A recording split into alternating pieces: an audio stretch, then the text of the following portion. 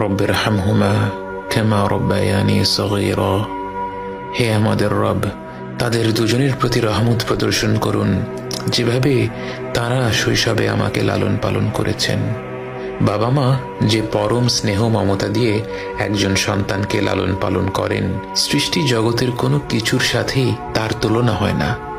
এই মমতায় কোনো স্বার্থ নেই, নেই কোনো শর্ত।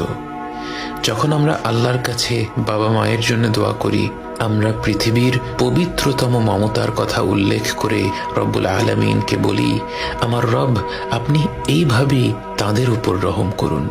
বাবা মায়ের জন্য এই দোয়াটি পবিত্র কোরআনের মাধ্যমে আল্লাহই আমাদের শিখিয়েছেন।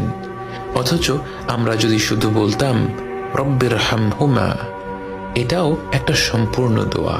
এর অর্থ, হে রব, আপনি তাদের দুজনের উপর রহম করুন। কিন্তু আল্লাহ আমাদের শিখিয়েছেন রব্বিরহামহুমা কামা রব্বায়ানি সগীরা। শৈশবে তারা কতটা স্নেহ মমতা ভরে আমাদের লালন পালন করেছেন, এ কথা উল্লেখ করতে গিয়ে আমাদের মনে পড়ে যায় তাদের অজস্র আত্মত্যাগের কথা।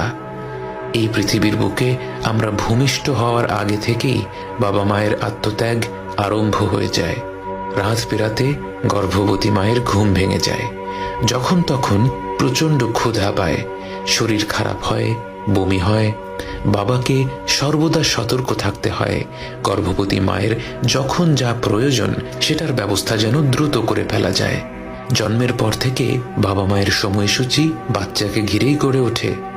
বাবা মা যখন হাত তুলে তাদের রবের কাছে দোয়া করেন, তার কতটুকু নিজেদের জন্যে আর কতটুকু সন্তানদের জন্যে তা তো কেবল আমাদের রবই জানেন।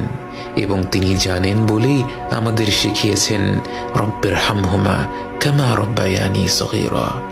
এই রব, আপনি তাদের দুজনের উপর রহম করুন, যেভাবে তারা শৈশবে আমাকে লালন পালন করেছেন।